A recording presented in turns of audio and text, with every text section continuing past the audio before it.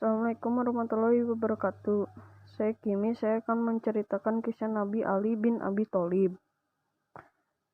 Ali bin Abi Thalib lahir pada tanggal 23 Rajab tahun 23 sebelum Hijriyah, keturunan Bani Hashim yang sejak kecil diasuh oleh Sayyidah Khadijah, yang merupakan salah seorang sahabat Rasulullah yang memeluk Islam pada saat usianya yang masih dini, sekitar usianya yang termasuk ke dalam as-sabiqunal awalun.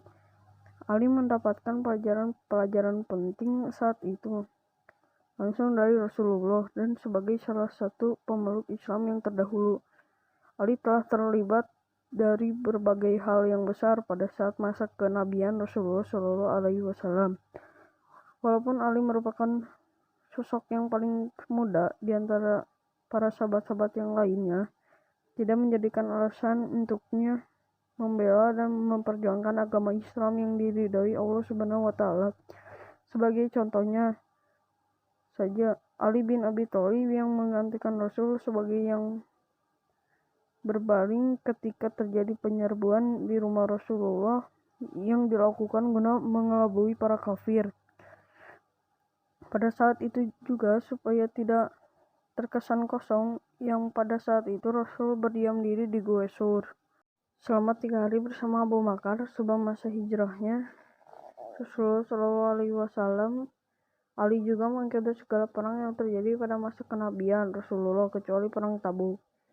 Ali berperan sebagai pengusung panji dan sebagai sekretaris atau pembawa pesan Rasul. Ali juga pernah diamanatkan untuk menjadi pemimpin perang pada perang Khaybar. Dalam hidupnya, Ali menikahi salah seorang putri atau perempuan yang mulia, yakni putri Rasulullah, yakni Fatimah Zahra, yang pada awal nasabnya Ali merupakan sepupu dari Rasulullah Shallallahu Alaihi Wasallam. Dan dengan pernikahan ini menjadikan Ali sebagai menantu beliau.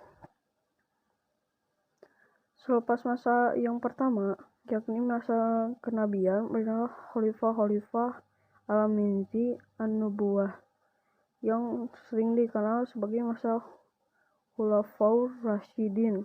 Setelah berdiri dan meninggalkannya 3 khalifah pertama, Abu Bakar, Umar, dan Utsman, dipilih Ali sebagai penerus khalifah selanjutnya. Ali mempunyai sifat yang taat dan tegas akan hukum-hukum yang telah disyariatkan oleh agama Islam. Maka ketika pemaafan putra Umar, yakni Ubaidullah bin Umar, Ali termasuk seorang yang tidak menyetujui akan keputusan Utsman bin Affan pada saat itu. Yang di mata Ali ialah qisas, karena hukum bagi yang telah membunuh orang yang tidak salah, yang seharusnya apabila terjadi hukum qisas harus diberikan hakim atau pengadilan, tidak bertindak sendiri. Kemudian ketika terbunuhnya Utsman, tidak ada persiapan untuk pemilihan kekhalifahan selanjutnya, tapi ada kandidatnya, yakni Talha, Zubair, dan Ali. Namun akhirnya ditunjukkan kepemimpinan ini kepada Ali bin Abi Thalib, yang dimana para keluarga dari Utsman bin Affan menuntut kepada Ali yang mana harus menyelesaikan permasalahan atau tragedi pembunuhan Utsman sebelum dibaiat. Dalam kepemimpinan Ali mengirim Sahul ke Syria untuk menjadi gubernur di Syria, sana menggantikan kedudukan Muawiyah di sana. Sedang di sisi lain, Muawiyah tidak berbaiat kepada Ali sebelum Ali menyelesaikan kasus pembunuhan Utsman bin Affan.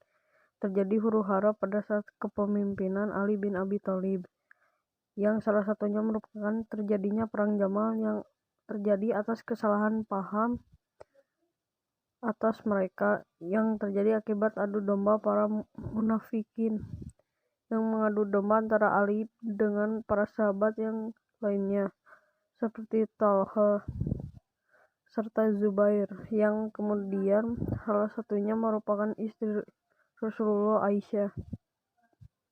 Perang ini merupakan benarnya sebuah kabar yang pernah dikabarkan oleh Rasulullah pada saat itu, yang apabila tidak terjadi maka dustalah Rasulullah yang dikabarkan oleh Rasulullah kepada orang yang bersangkutan akan perang ini, misal kepada Ali serta Zubair.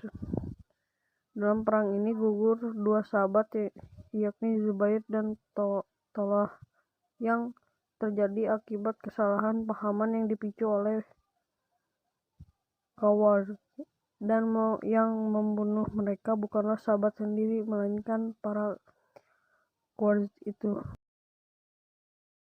Lambat laun pada tanggal 19 Ramadan tahun 40 Hijriah saat salat di Masjid Agung Kufah yang terjadi tiba-tiba Ali yang sedang menunaikan salat subuh diserang oleh orang Khawar dengan pedang yang diberi racun olehnya bernama Abdurrahman bin Muljam.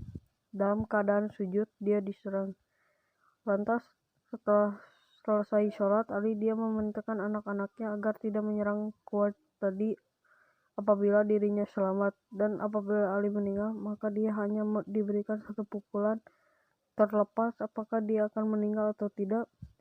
2 hari setelah Ali diserang, beliau meninggal pada tanggal 21 Ramadan. Dan pada akhirnya Hasan bin Abi memenuhi kisah dan memberikan kepada Abdurrahman bin Muljam atas apa yang telah dilakukan olehnya atas Ali yang mengakibatkan Ali meninggal dunia.